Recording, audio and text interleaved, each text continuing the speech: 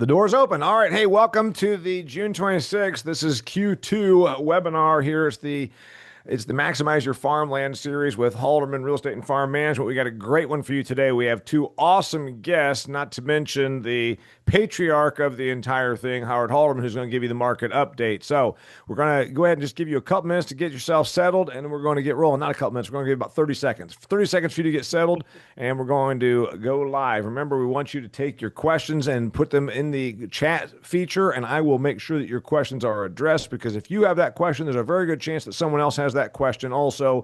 And by you asking the question, you make this more informative for everyone involved. So we're going to get going here in 15 seconds. I want to give you a chance.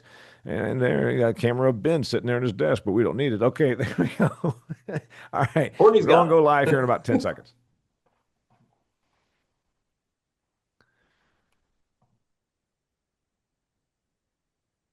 All right. Hey, welcome to the June 26th Maximize Your Farmland series webinar. As you know, we always kick off with Howard Halderman giving a market analysis, market update, giving you all the data, all that has happened in the last 3 months at Halderman Real Estate and Farm Management. It's great information that you can utilize, and it's not like just coffee shop gossip. This is actual data, information from all that they do and the land that they touch and the deals that they are a part of. Right after we hear from Howard, we're going to hear from two experts. We got our friend Michelle Adler. She is an attorney with a Indiana-based law firm that does almost exclusively agricultural real estate work. In fact, their firm has done my own farm estate work, and I'm due for an update because, trust me, if it's been more than 5 to 7 years, it probably needs revisited, and I'm guilty of it just like many of you are. It's solid. It's very well done because her firm did it, but it also hasn't been looked at for a few years, and these are documents that also need to always be revisited because there's probably a lot of things that have changed in your life and in mine in the last 5 to 7 years since that work was done. The law firm used to be called Gordon and Associates. It's got a different name now, and I didn't convert it to memory. She told me it's changed now. So either way, she can tell you that when she goes on, but she's a very qualified real estate attorney that specializes in agricultural real estate. She is joined by Chris Barron with AgView Solutions. Chris Barron has been on my own show, The Business of Agriculture, a number of times. He holds a conference where he brings in professional farmers, and he calls it the executive conference to make sure that this is not just the crowd that wants to sit around and talk about the weather. This is actual business-minded farming operators from all over. He works with farm operations in 25 states and 2 Canadian provinces, working with them on the business side. Specifically, what they do is help their businesses be set up and operate as such. Not like this old thing, a Ma and Pa kettle. We're talking about running this as a business. And one of the things that he and his stepson do, Chris and Shay Folk, Chris does a lot of work on transition, on succession planning, on doing things right, on making sure that we get things done right so that we don't have this awkward moment at Thanksgiving, or worse yet, a fracture in the family.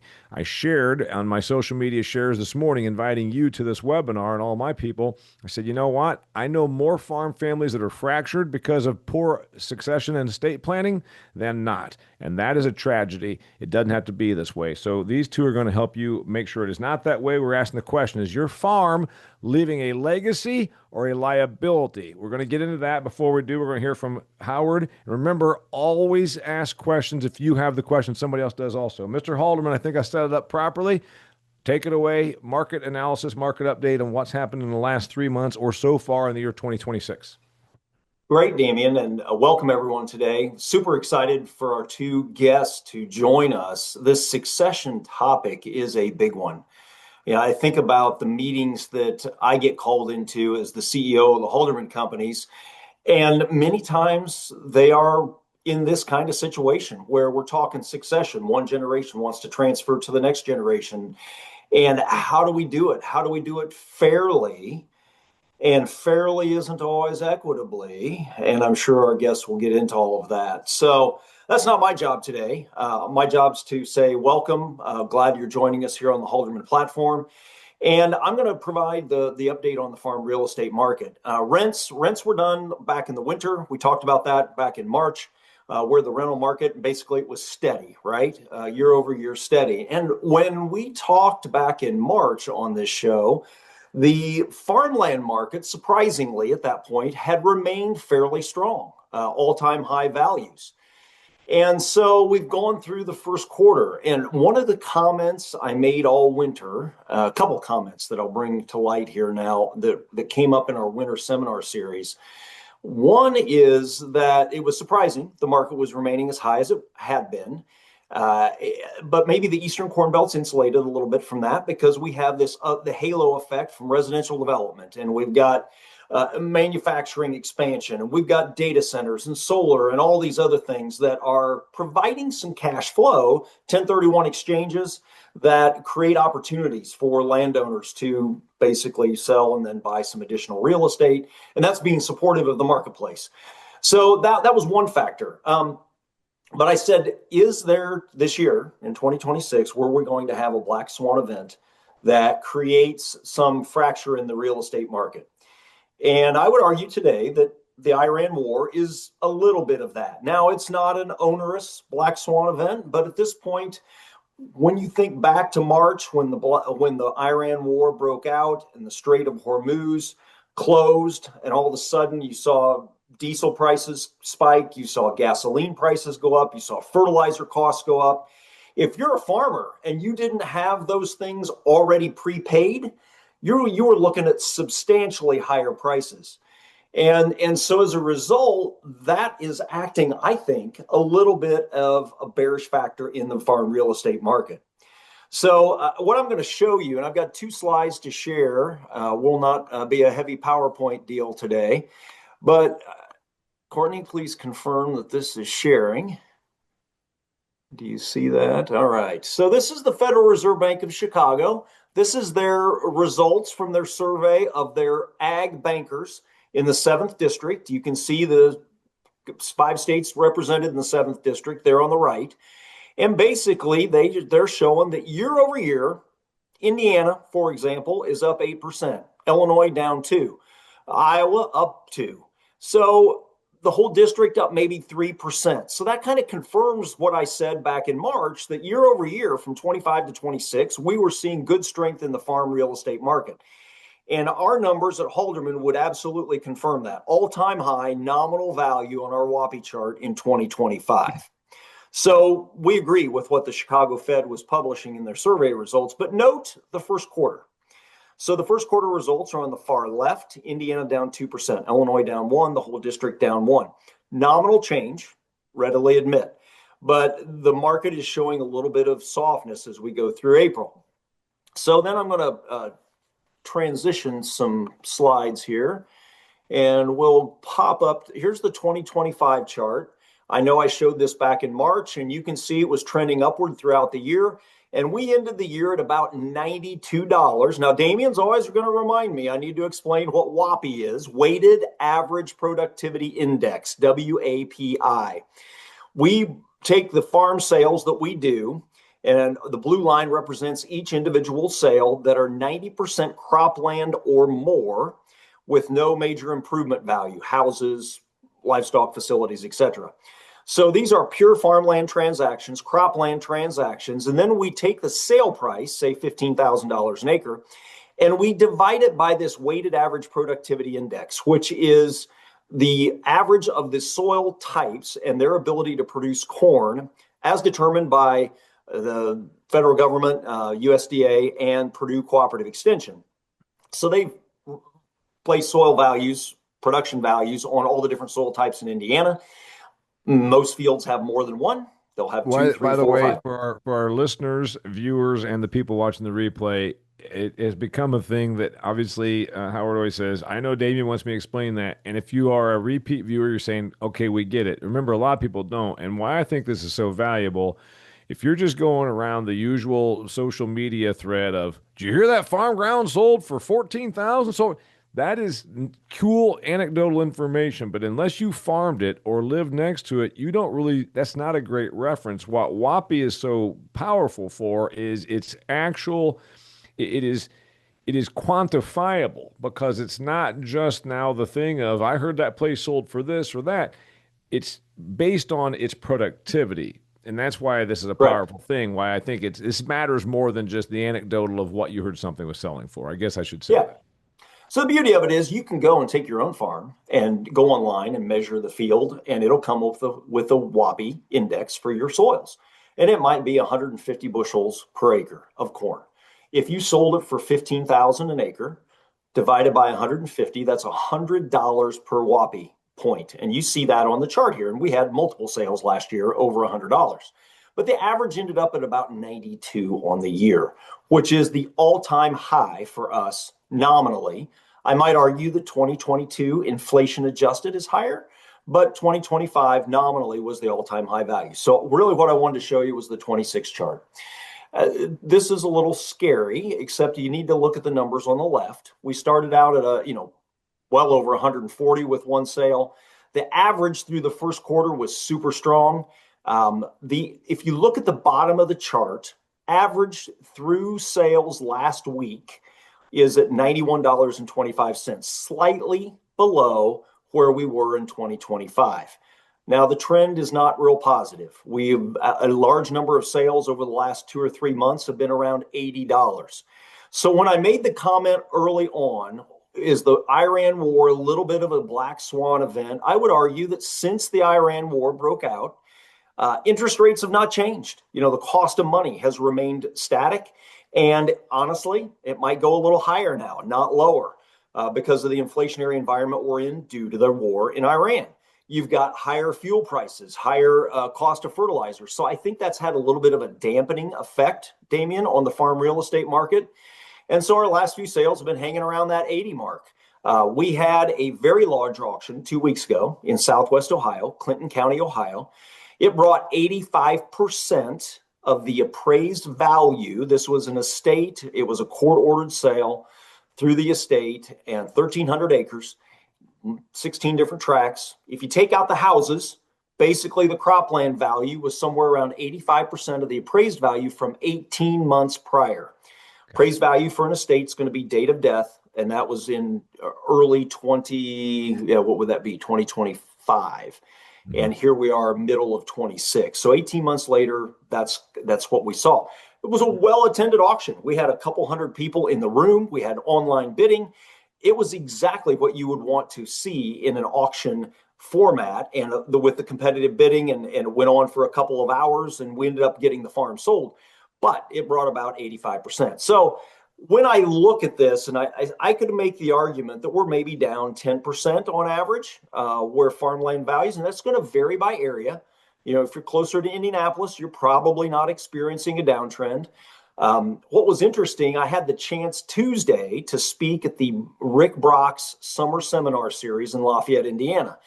He went to Mankato, Minnesota, Thompson, Iowa, Peoria, Illinois, and then ended up in Lafayette. So he had farm real estate presentations in Minnesota, Iowa, Illinois prior to coming to Indiana.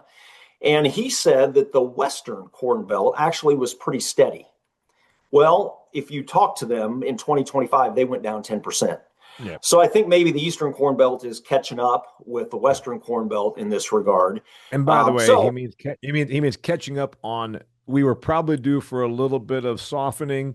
Western Corn Belt softened a little faster maybe than Eastern Corn Belt, and it can be for whatever reason. It could be, as you said, we hold up a little better, but maybe we don't. And so I think what we're hearing here is nobody's probably tremendously surprised that we're off and some softenings happened over the last year or so, year and a half. No, and honestly, I said all winter, fundamentally, meaning farm incomes and interest rates, we could argue for a little bit of a downtrend in farmland values. And that's exactly what we're seeing, is a little bit of softness in that. Not a worrisome amount, and you're not going to continue to see this be a decimation at this point. But that's kind of what we're seeing through the first 6 months of the year, Damien, is this little bit of softness in the last quarter. Now, the war in Iran, we've got some kind of settlement coming out of that. Do we see some lower fuel prices? I think at the pump, we've seen that. Indiana, and if you live in Indiana, you're benefited by the lowest gas prices on average in the United States. The recent survey came out last week on that. So that's a little bit of an anomaly when you think about the rest of the U.S. But anyway, that's what we're seeing. And I think I remain long farmland, always will be. But little bit of fundamental downturn probably makes some sense that we should see that.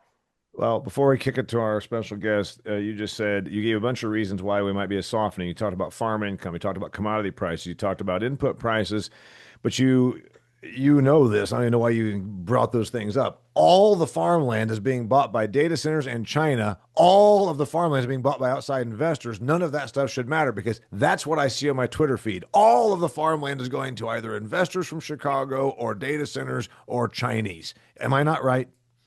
You are not right. So Indiana has state legislation that does not allow the Chinese to buy in Indiana. The argument about data centers, okay, there are a few of those transactions, but they're buying 200 acres at a time, Damien, Mm-hmm. and they're not buying 200 acres and then another 200 acres and then another 200 acres Mm-hmm. all in the same location. No. So reality is, our data last year showed that farmer buyers, the guy driving the tractor, bought farms 60% of the time at Halderman sales. The overall marketplace is closer to 70. So majority of the buyers remain farmers. That's who's always going to be the majority buyer. They're willing to take or buy that piece next to them and take a little bit lower rate of return on investment than the investor will. Now, the investors remain in the market, but they are a foundational floor in the market. But they're seeking a higher return than where the market is today. The cap rate on farmland today is somewhere two and a quarter maybe, whereas the investor market's well above three. Yeah. So if the price gets high or low enough that they could buy and get a 3% return, okay, they will. But most of the time, we're not seeing them as the buyers, and very, very few foreign buyers, if any. Most of our, if not all of our transactions the last year or two have been to domestic U.S. investors, and not from Chicago, really. They're from Indy or Kokomo or Lafayette.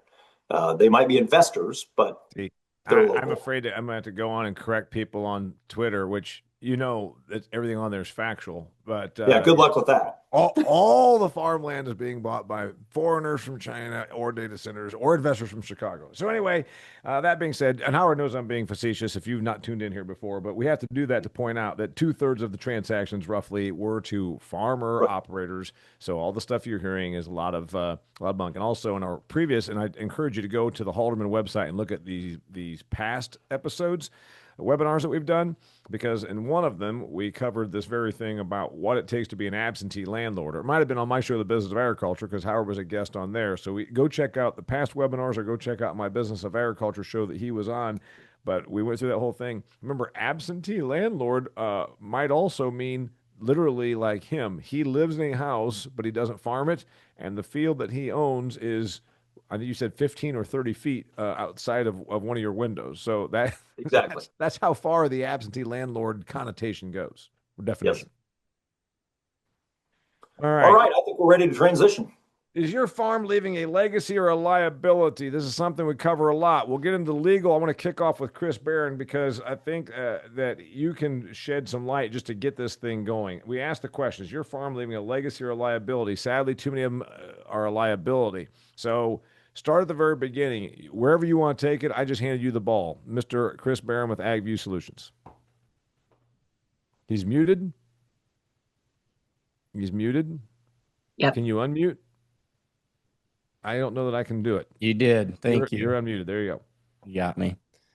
Yeah, it wouldn't let me unmute. So Sorry. that happens with my spouse sometimes. She tries to mute me. So no, thank you. Just give a quick introduction. Like Damien said, we work with farm operations in Iowa and all over the U.S. But I farm and live in Iowa. Have been doing this for about 30 years. The last probably 20 years is when we've really gotten into the transition planning and really helping operations do a better job of communication, which I think we'll get into that. It's the conversations that lead to good decisions, and sometimes the conversations never happen. And so that's one of the areas we spend a lot of our time is just kind of helping people open up their minds and be comfortable with sharing things with each other. And it's difficult with family, and so it's kind of helping people work through that process. And so that's what we spend a lot of our time doing. We also work with a lot of farms on the financials, on cost of production management, and that's a big component with transition too, is just understanding, and the senior generation steps away What's the money situation look like? What do the financials look like? And so we spend a lot of time on the financials as well. And then, of course, there's always the tax implications and some of those things. And so we kind of help with the conversations before the family gets with the attorney or with the CPA to kind of get a plan together. So when you show up, they're not just there with their hands in the air, not having any kind of a plan or wondering what they're going to do or what they should do.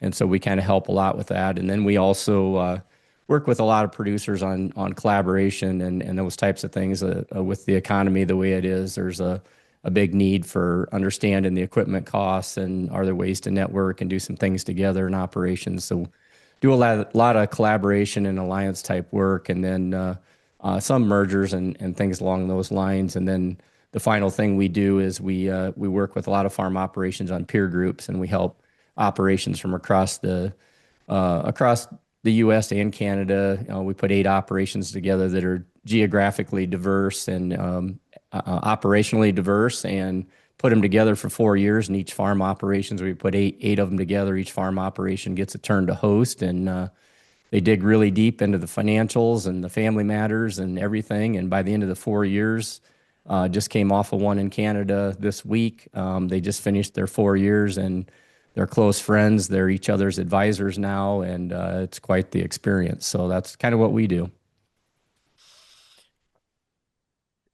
Your people that you work with are fairly sophisticated, but they're not immune to any of this. So we're talking about farm legacy and succession planning, and it's a real, I think, embarrassment that I get it. There's more family involved. There's this emotional tug. It's somehow we're almost told that farming and agriculture somehow is supposed to be a lifestyle, not a business. And for too many, it is. But for the people that tune into this, maximizing your farmland, and the clientele that we're talking about here, this is a business. What do I need to know? Take me down that road right there. Start me off, and I'm going to hand it over to the legal aspect. Chris, what do I need to? What do farms get wrong about this very thing? Well, there's a few things. I mean, the first one I would say is self-awareness, individually and as a team and as an operation. And we've kind of identified really 3 emotions, because you mentioned the word emotion. It's a good thing. Ego, insecurity, and control are essentially the 3 emotions that we've identified that need to be understood and self-aware within the business. And so what we try to do is coach the junior generation a lot of times how to have conversations with the senior generation, because I think, a lot of times the junior generation doesn't want to come off as they're trying to push anybody out, or they just want to know what's the future look like, what's the vision of the business. And so a lot of what happens is communication doesn't happen because, first of all, they don't know how to start it. Second of all, there's a lot of work to do. Life happens, there's things going on. It's the one thing we got to do in our life that's probably the most difficult and comprehensive in nature, as opposed to a lot of the other day-to-day things we do, and we're busy, and so it just doesn't get discussed.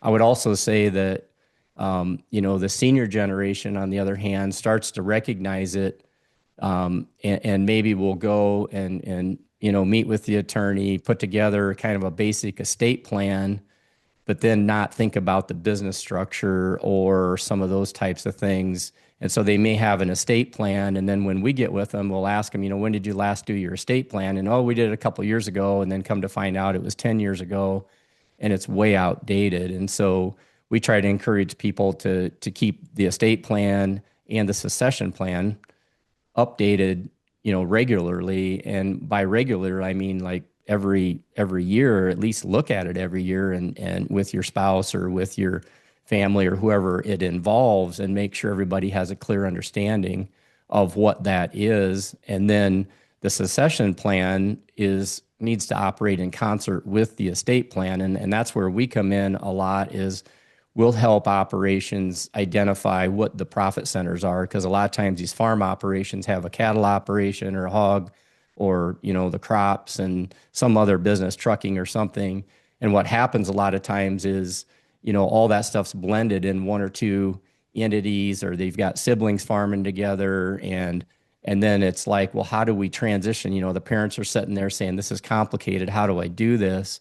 And so one of the one of the options we've discovered that works really well, we've done for probably the last 15 years, is to get the rolling stock, the machinery in an entity, and the trucking in an entity separate, and then have the operating entities divided by operating entity.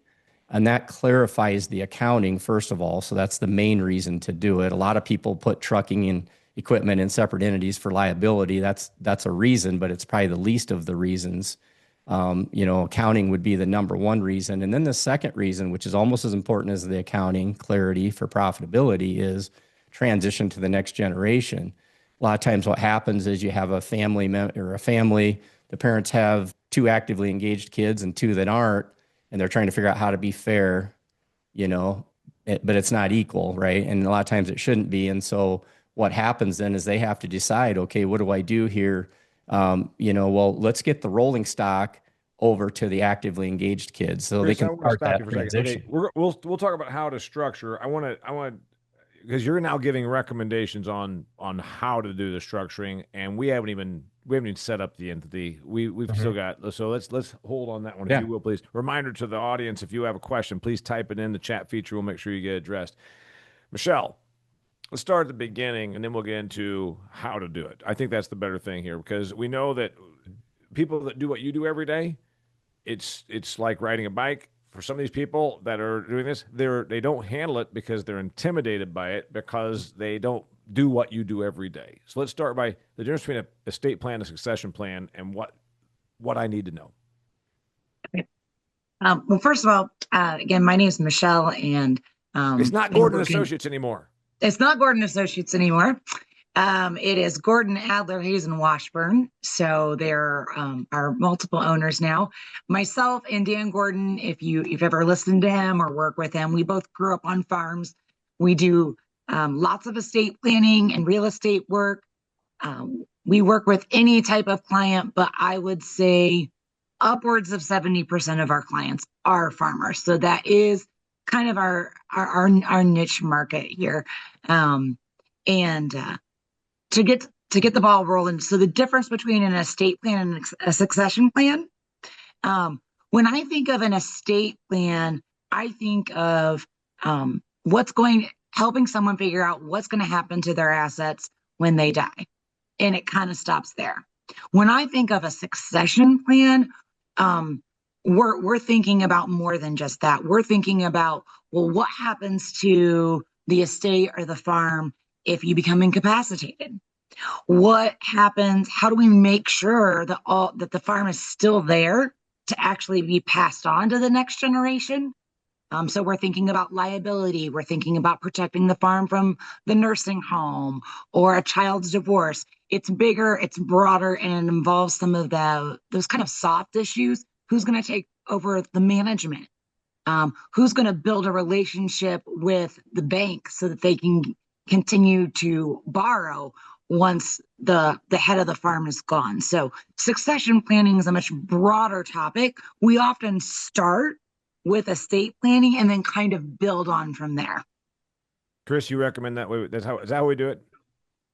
Yeah, I agree 100%. I mean, and that's a great way to put it because the assets and everything are in the estate. So you kind of need to get that squared away and have at least a basic plan there. And then as you start working on the succession, then you might go back and tweak a few things in the estate plan as you work on the succession. So they sort of go in concert, but I think, what Michelle said there is 100% right as far as setting up the process. Michelle, somebody walks into your office, and again, I find it to be an embarrassment that ag is worse than other. I know that there's probably some families that own dry cleaners that don't have a real clean estate planning, but I bet you on a percentage basis, it's a whole heck of a lot better than it is in ag. I've got stats that say 77% of farming operations have no estate plan whatsoever, which I find to be, again, unforgivable. I mean, you're talking about millions of dollars in many cases. Howard just gave after a 10 or 15% decline, we're still talking about millions of dollars worth of real estate, not to mention there's some improvements, grain bins, whatever, ongoing rolling stock, to Chris's point. So anyway, I walk in there, start taking me through the process without going into the weeds of the line items. What am I going to do? What do I need to do? The first thing you're going to do is before you even step into my office, you're going to receive a client intake form. from almost any attorney, right? And I think that it can be pretty intimidating to fill out this really in-depth intake form about your finances and who people are and relationships when you haven't even met the attorney. I will also tell you though, the more transparent that you're willing to be with your finances and your family dynamics, the more productive that initial meeting is going to be. Without that information, it's very difficult to get legal advice. So you're going to come in and we're going to start talking about your goals. Actually, the client's probably going to ask me if they need a will or a trust. And I'm going to say, hold on, back up, right? We want to talk about, what's the state of your farm right now? Where are you headed? Where do you want to end up? It's impossible for you as a client or me as an attorney to figure out what legal vehicle we want to use until we know where we're going. And I think that's one of the reasons that people don't start the estate plan, because they think when they come and they show up that they need to know whether they want a will or a trust or an LLC or a corporation or an irrevocable trust, or they've heard from their neighbor what they've done. And so they think they need the exact same thing. Yeah. And that's really the opposite, right? You're the farmer. You need to figure out where you want to go with your farm and where you want to go with your family and your business partners, and leave the how to get there or the options of how to get there up to us. That's my job. That's not your job. You don't have to do that. So don't let that be kind of a stopping point, and don't let that prevent you from coming and meeting with someone. I love this. I love this. I've been self-employed for 32 years, and I have people that call me up still and say, I want to quit my job and start doing, and they always tell me their idea. And they say, now, do I need to be an LLC or an S Corp or a C Corp? I said, what's your revenue? We don't have any revenue. Well, who's your customers? Well, I don't have any customers. And they get so hung up on this thing. I said, once you have a business and a customer and revenue, we'll worry about how to structure your business. And I'm not going to answer that question for you because I'm not the attorney. I'll take you to somebody like Michelle. So what I'm hearing here is I don't have to know this. Howard's nodding his head. I'm a farm owner. I don't need to know all. I will walk in and say, how should I structure it? And you'll probably ask me all those questions and say, boom. So don't get hung up on the structure. Chris, you agree with this? Yes. I was just going to add, I think that should ease people's minds. Yes. If they can start with that intake form, which is basically a balance sheet. What do you own and what are your debts?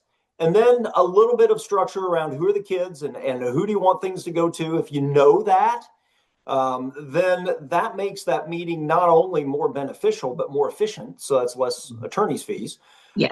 But the beauty of it is Michelle will then provide you options. And because of her expertise, she's going to come up with options that you won't think of. And then all of a sudden the light bulb will go on and say, wow, okay, I hadn't thought of that. That's really cool. That could work really well. And that's why you're hiring her as an expert, is to help lead you through that. So I think it eases, at least it did for my wife and I, when we did our estate planning. We had the same thing. It was really, well, tell us what you own, what do you owe, and a little bit about the kids. And that really helped grease the skids, so to speak, of the process. Chris, is it accurate to say even people, you've worked with all these different farming operations, they're worrying about the wrong thing, whether they need to be an LLC or an S Corp or a revocable or whatever. And your probably point is, we'll get you professional counsel that can set that up. Let's worry about this, and this. And you tell them, here's what we need to actually focus on. It's this, and what. Yeah, we worry about getting them to the attorney with good information, like Michelle said here. So, I mean, it's really, a lot of times what happens is either the senior generation or the junior generation is kind of driving the motivation to get the wheels turning. And so when we get a call, it's either from one or the other. It tends to be the younger generation that reaches out to us. That's like, nothing's being done here. How do we have this conversation? And so that's where we sort of come in, is to help with the motivation of this. This isn't a dentist appointment that's going to hurt you, a lot. It doesn't hurt, but what we do is we help them sort of start to have that conversation. How do we ask questions? How do we how do we drive that? And so then, yeah, I mean, then we do start getting the questions, well, should we structure this or do this or do that? And what we like to do, first of all, is we'll take a big flip chart and we'll say, well, what exists? And especially if you get the junior generation and the senior generation in the room together, they each in their mind have a picture of how everything's structured, where the ownership is, what the roles and responsibilities are, where the decision rights are, all that kind of stuff. So what we'll do is we'll literally take a couple of flip charts and we'll literally draw a picture of what exists, which then makes, like what Michelle said, it would make it a lot easier to fill that form out then too, because a lot of times what we see is even the senior generation, like, I never looked at it that way. I never thought of it, but, we'll literally draw pictures of where segments of ownership is, what it looks like now.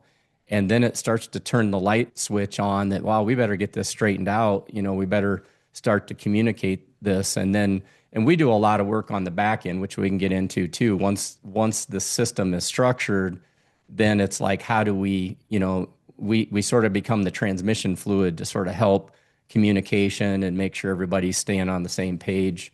Because as things get a little more complicated, as this world changes and margins are tight, sometimes things don't get said or they get said wrong. And then they get, message sent, message received sometimes are two different things. And so we try to filter that stuff. Michelle, you see over there on the questions, the chat, Steve Clausen typed in. First off, he says that 2/3 of adults don't have an estate plan, and a similar ratio for business owners, and that's I think irresponsible. True. And then he says about the intake form about objectives, and he also said fears. A lot of these ag people they have all kinds of fears. They fear going to the attorney. That's why they don't do it, but they won't admit it. So what do you think? Is that the big one for both you and Chris? What do you want? And then I'm convinced that sometimes they won't actually tell you. What they really want is to not piss off their grandkids, but they won't tell you that. So what is it? What do you start with? Well, first of all, hopefully I feel like with the vast majority of maybe I'm just blind, but I feel like with the vast majority of clients, it may take a meeting or two, but eventually we get to that either what are your goals or what are your fears. And a lot of times it's a small little admission, right, by the client that says, hey, don't think I'm a bad person, but I really don't like my son-in-law. And I look at him and I say, after 13 years of doing this, there is nothing you're going to say that I haven't heard before. And there isn't a single family that sits in this office that doesn't have something that they're worried about, someone that they're worried about. And then we can really get the conversation flowing. But you're right. Without that honesty, it's very difficult for me to assist someone because, I've been doing this long enough. There's not much I haven't heard before. And therefore, we've already got some options in our back pocket that we've seen people do. We've seen people work. We've seen it fail. I think another really big fear, just like you're talking about, everybody's afraid that China's buying all the land. And it's just not true. Mm-hmm. The number of people that come into my office and just say, oh, this happened to my neighbor and the son came in and he stole all the land and he did X, Y, and Z. And I hear those things and I think, well, that's really odd because I've been doing this for over a decade and I've never seen that happen. Yeah. There's a lot of chatter at the coffee house that simply is inaccurate. And so I think a lot of the things that people are afraid of either aren't true or are much, much less common than we're led to believe.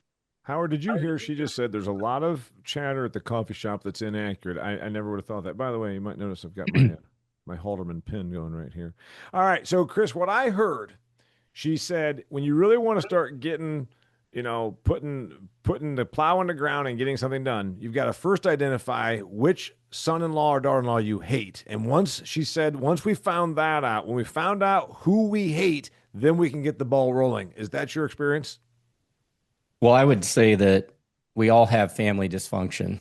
And as soon as we recognize that and accept it, and decide how do we resolve, or how do we get to some solutions that are equitable for everybody, is really the thing to sit back, So it's, it's like you said, sometimes you single out an issue, and then it's identifiable, and then you can deal with it, and then you can get rational with it. But you asked a question that I want to answer. You said, what is really important to them? What do they want? And I think it's different for the senior generation than it is for the young generation. In our experience, it's, ultimately the junior generation wants a vision. They want to know, where are we going? What does this look like in 10 years? I'm 37. When I'm 47, where is this business? What am I doing? I'm investing my blood, sweat, and tears into this, and this is unclear. And so we want to create clarity. We want to more clearly identify roles, responsibilities, decision rights, and a vision and a strategic plan for the business. And that takes a lot of communication. It takes a lot of discussion. And then we can go to the attorney and say, okay, here's all the stuff we want to put together. Let's do this plan versus this plan. That's the junior generation. The senior generation wants security. They want to know that as I age, if I want to come and drive the combine, I get to go drive the combine. I'm gonna get to do some of the fun stuff now. And I always tell the senior generation, you have reached the pinnacle of success. And I tell lots of senior generations this: when you can mentally tell yourself, I am transitioning from leadership to mentorship, because they're two very different things. And when we can coach people that and help them with that mindset, and give up the ego a little bit, and give up the insecurity a little bit, and give up the control, especially a little bit, and they start to see, this is freedom. This is amazing.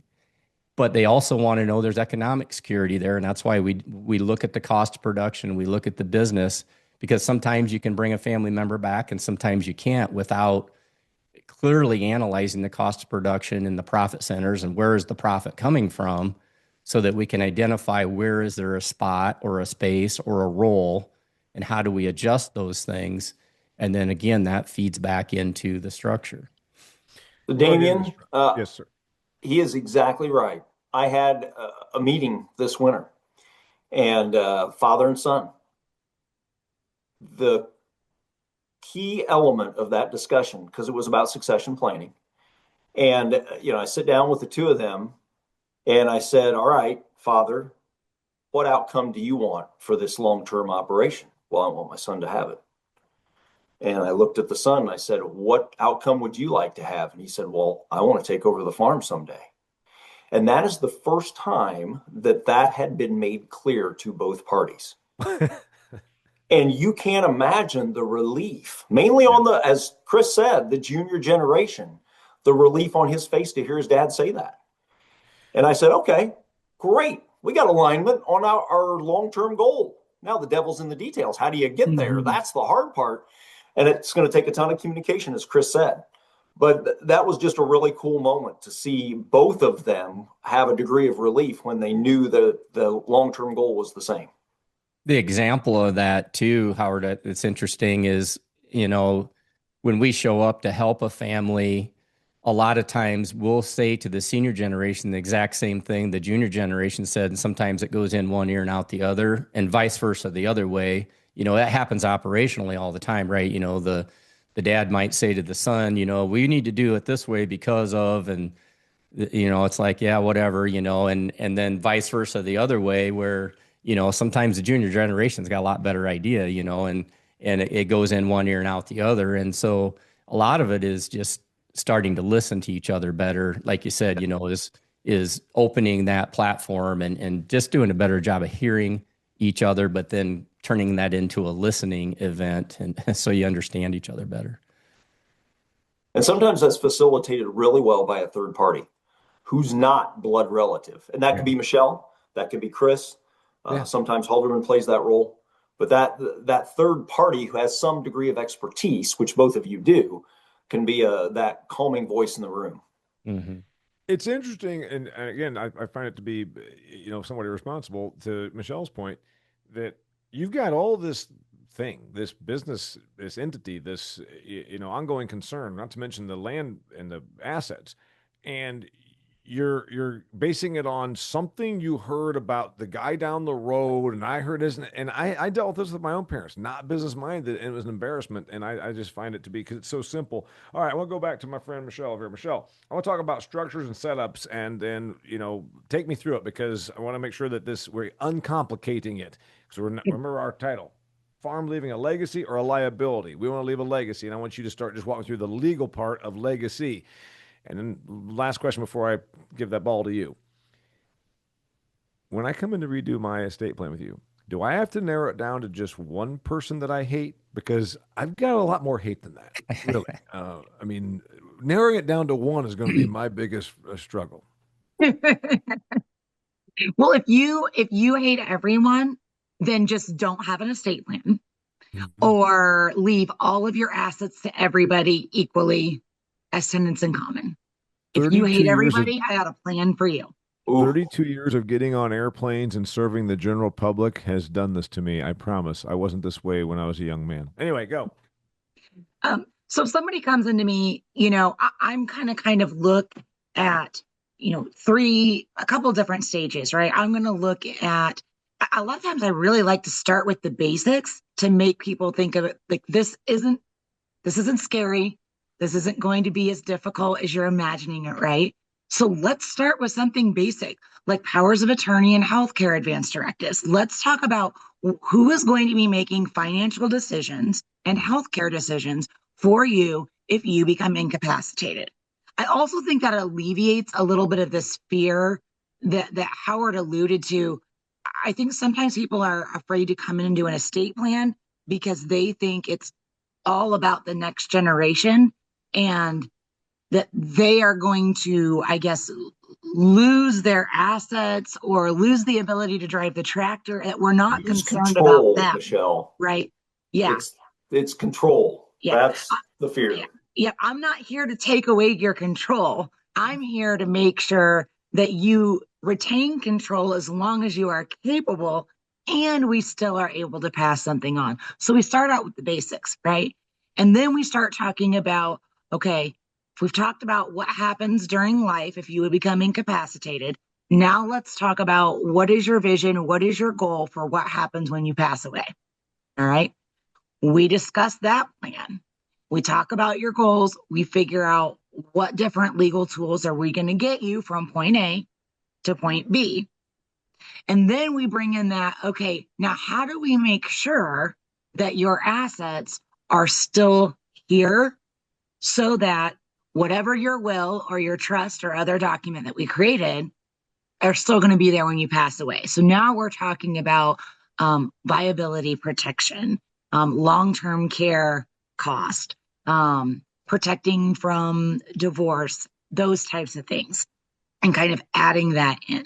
But it's a step-by-step process. We don't have to tackle everything in the first conversation. Hey, Chris, the thing that when I think about liability versus legacy is that one that Shay, your business partner, said in a call we did with me. And he said, our biggest indicator of a failure that's going to happen is undivided ownership. Can you speak to that? Because so many of these people, and I know that then Michelle can speak on it. Well, you know what? I got 5 kids, and I don't want to make anybody mad. So when I die, it's just going to go split between all 5 of them. Each of them gets 20%. Of course, a lot of them don't actually go to Michelle and say that. They just say that at the coffee shop, and we're supposed to know that, which I guess it might end up happening that way if it just goes through the court system. But speak to that, because it seems to me you and Howard have already used the words fair isn't necessarily equal. If I want this legacy, I might have to make some decisions about how the handoff happens and percentages. So that seems to me that that's one of the biggest sources of liability versus legacy right there. Am I right? Yeah, exactly. And just like with anything, when we talk about, the business of agriculture, every operation is unique in a lot of ways. And so you have to kind of step back a little bit and look at the situation. And a lot of times when we've been reached to by an operation, they've already probably got a bunch of the stuff like what Michelle was talking about, a lot of it sort of in place, maybe not updated as much as it should be, but a lot of those things kind of there. Then they're to the stage of the succession, like what Michelle had alluded to earlier, is okay, how do we build this out? How do we get along in the transition for the next 20 years as we transition from one generation to the next in the succession portion of it?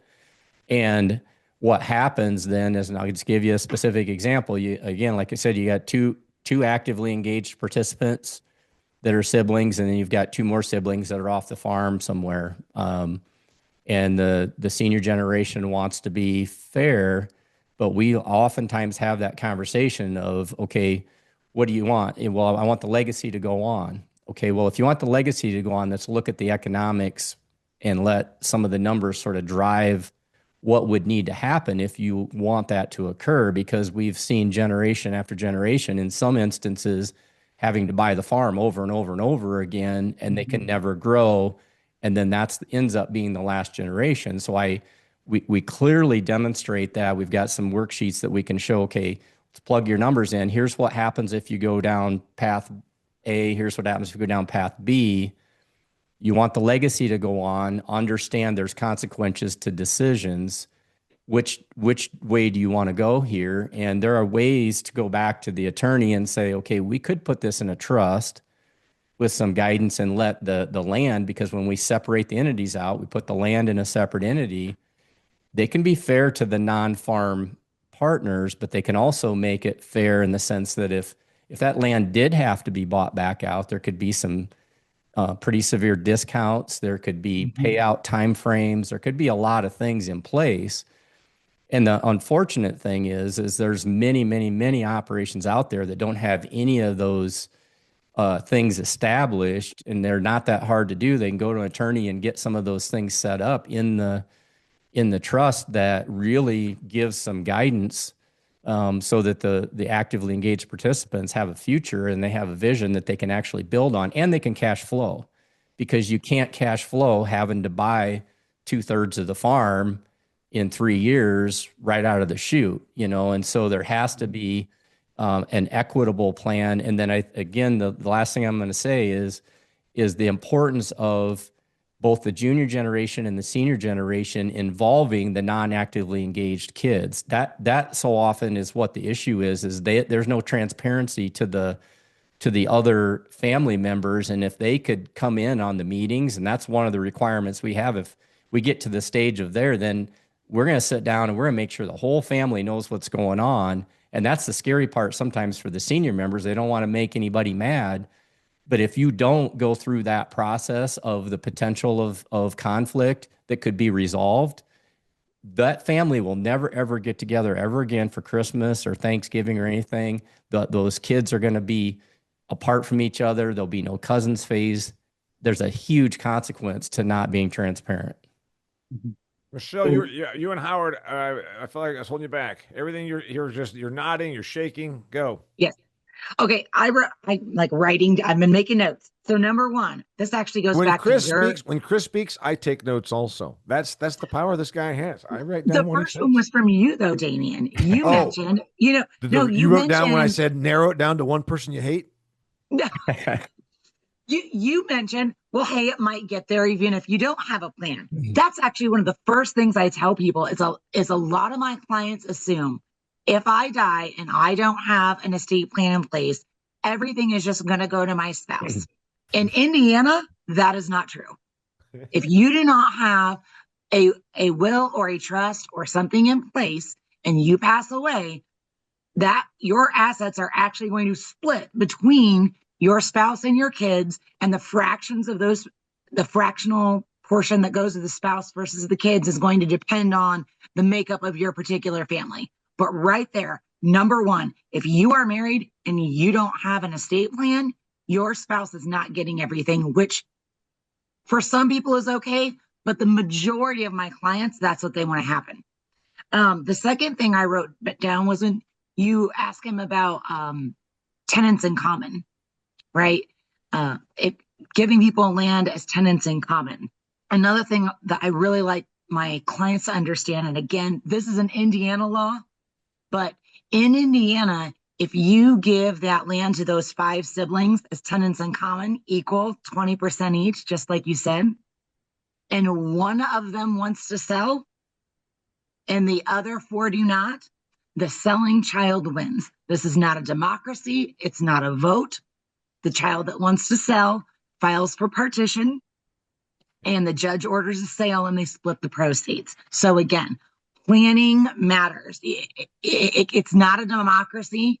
I, that was the one that's so key right there about liability and legacy. You're avoiding doing this because you think somehow you're going to make a tough decision, to Chris's point, and you might anger one of the kids. By the way, did you see Steve over there in our comments? Do not have these discussions at Thanksgiving or Christmas. No, have them one-on-one privately in a business setting, and then go take care of it with Chris and Michelle, and then you'll have a happier Thanksgiving and Christmas down the road. But yeah, this idea of, well, everybody gets everything equal. Yeah, it's going to implode, like you said.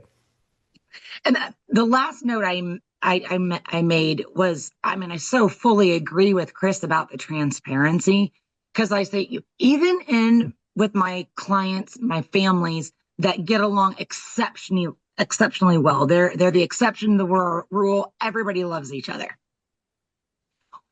When the senior generation dies, when a parent dies, everyone deals with grief differently. And so I see siblings that have gotten along in my office for decades. One of them is very sentimental and emotional, and they want to go through every single picture and piece of memorabilia in the house and ooh and ah over it and get upset. And that is how they grieve.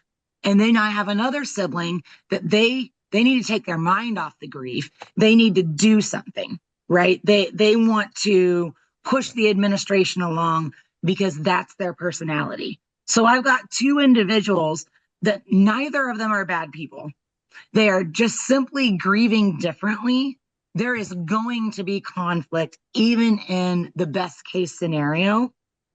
And if there has been transparency before the senior generation passed away and everyone knows what to expect, it is so, so helpful, because when there's surprises during that grief process, people don't have, they're not their emotionally best self at that point in time.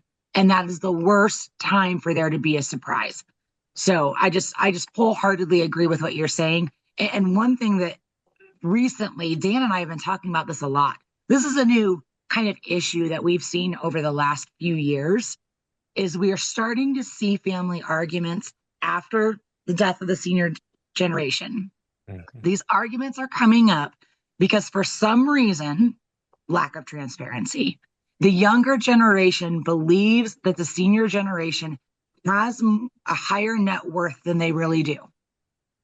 And so when they pass away and someone is expecting to inherit $1 million, and instead they inherit $500,000, they are blaming each other, and they are assuming that somebody is stealing something.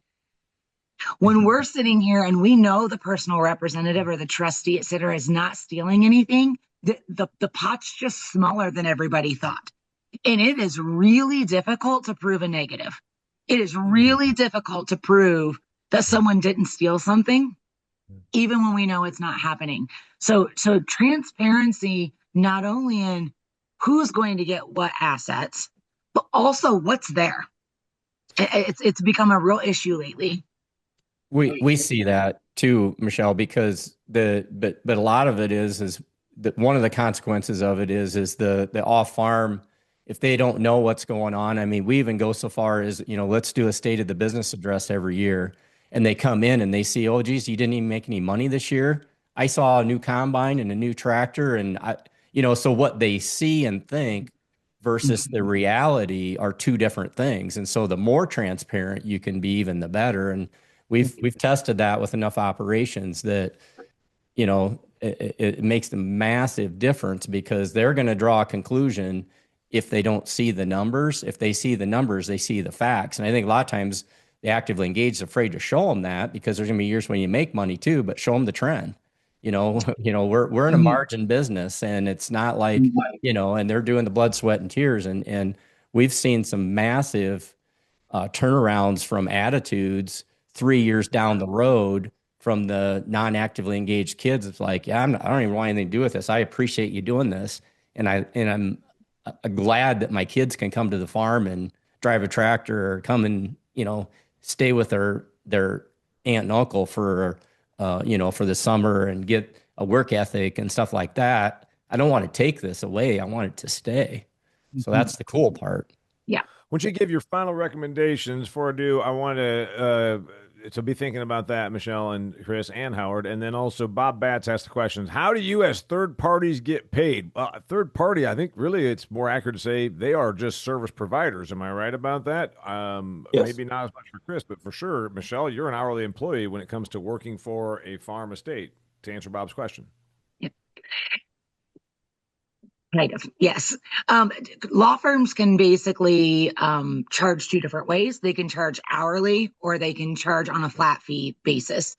We kind of do a mix here based on what type of project it is.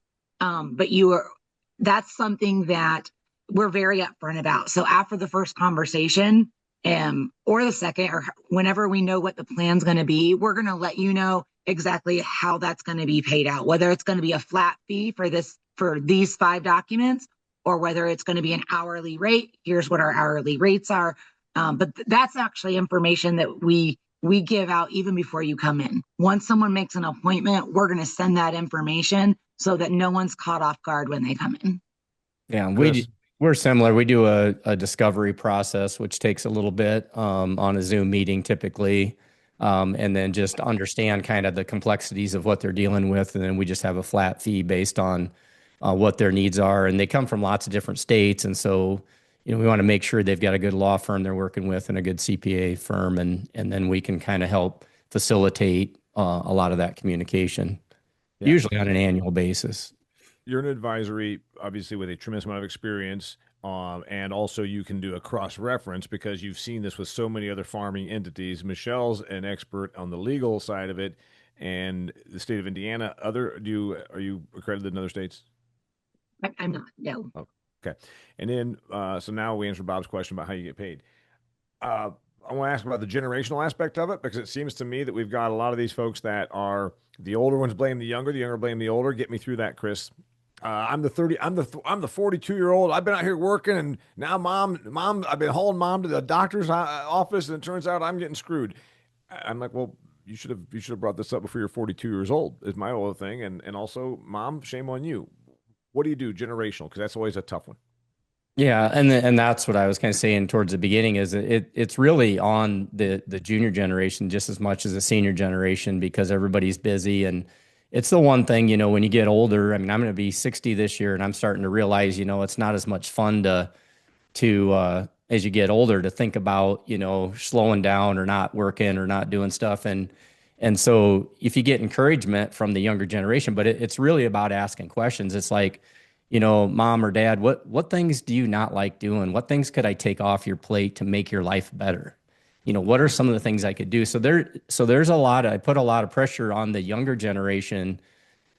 If they get to 50 or 60 years old and dad's 82 and still running the planter, and they haven't had this conversation, that's the junior generation's fault. Because if you get to 40 and you haven't had these conversations in quite depth, then, I put the blame actually back on the junior generation for staying there and putting up with that, so it's a communication thing, but it's got to be driven by one generation or the other. But ultimately, eventually, if it's not happened, the junior generation's got to push it. I appreciate you saying that, because I've had that thing. Well, that poor kid's getting screwed. That poor kid's 41. Okay. Yep. Michelle. Okay, Howard, go, and then we'll go to Michelle. What words that I've heard from these two that I think are really important? Planning. You have to plan. And if you don't plan, you will fail, and you'll not have the outcome that you want. So planning, and that, I don't care if it's junior or senior generation needs to have a plan just like the senior does. And obviously they're intertwined. Yeah. Communication is a second word. So planning, communication, and that communication has to be regular business meetings, conversations. Where's the business going? What are we doing with it? And then third, transparency about what really is happening on the farm. What do we own? How can I be help? Where do I need help? I still remember my dad talking about a farm operation where the first time the sons found out that the farm was going under was when dad told him we're out of business. And that's really sad when there wasn't the kind of communication and transparency up front. So those three things of what I've heard from from both Michelle and Chris today is are critical aspects, and those have nothing to do with technicalities.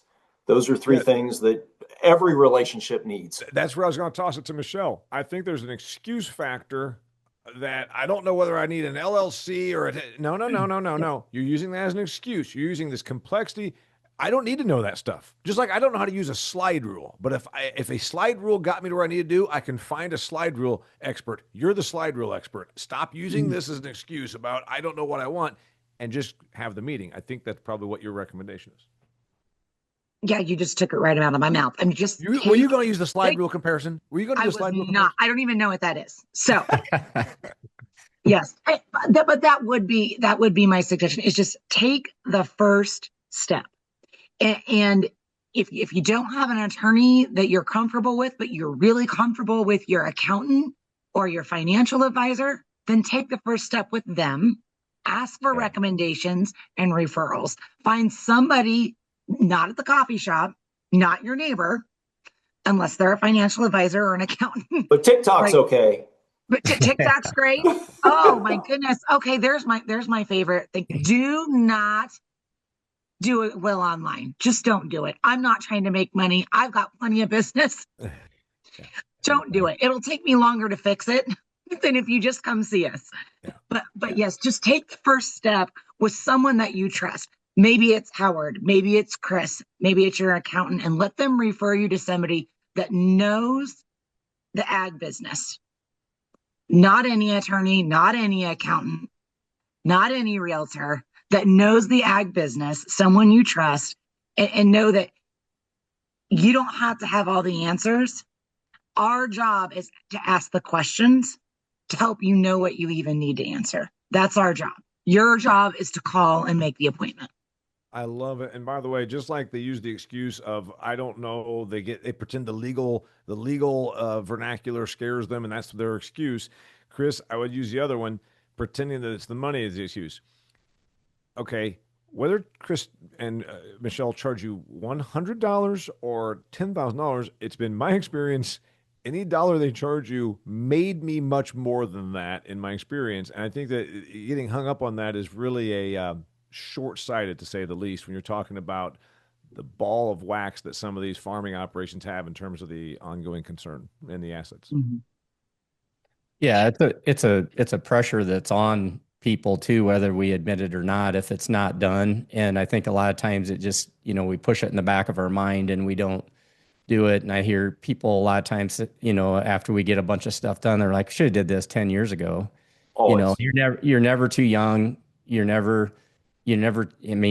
could get too old, but Yes. You need to start. I relate it to exercise. People say, I need to get to the gym, and and then finally when you go, you're like, I should have been doing this 10 years ago, and you just have to start. I mean, starting is the hardest part. Once you get into it and you're working on it, you just keep plugging away.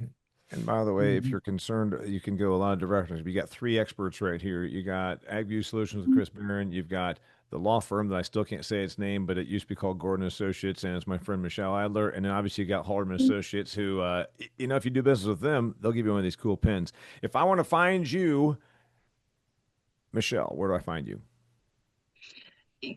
You can find me. I'll give you my email address. You can find me at Michelle, Michelle, at Gordon Legal, GORDONLEGAL.net, NET. Or you can find us online. If you type in Gordon and Associates, we'll still pop up. And I bet you could also find her just by getting a hold of the Halderman people and saying, who is that brilliant attorney that was on there? And then, Chris, if we want to find you because we have a need for your services, how do we find you? agviewsolutions.com. You can email Alyssa at abarron@agviewsolutions.com. If you email me, I might not see it. I get so many emails. I honestly say email Alyssa, not me. And then we have 4 other associates that do the same thing I do that our schedules are pretty full right now, honestly. But, we have Shay and Joe Paulson and Andy Ruby and Jeremy Dutch. And so they all do the same thing too. This is an important Damian, one. they know how to find me because they found this webinar. So they found it. But I honestly, this is the stuff that's not as sexy as high yields. It's not as sexy as, buying farm ground or whatever that thing should be. This is the most important thing. We asked the question, are you leaving a liability or a legacy? So how are you at the last word, my friend? Well, hey, thank you everybody for joining us today. The crop year's off to a really nice start. I know there's damage in some areas, but generally speaking, we're off to a really good start this year. Looking forward to enjoying the summer. We'll really start to see ramping up sales in August and September. So we'll have a lot more data come our third quarter webinar. And I think we're looking at September. I don't even remember the date, Damian, that we're looking at for that. We got a date set in September. We got a date set in September, and you know what? You'll see it here. So we would love to see you in September, and then again in December, and we will have a topic and a title and all that for you. So I'm excited. Appreciate it. Yeah. Thanks to Chris. Well, thank you for joining us. Till next time, we'll see you in September. Thanks. Bye now.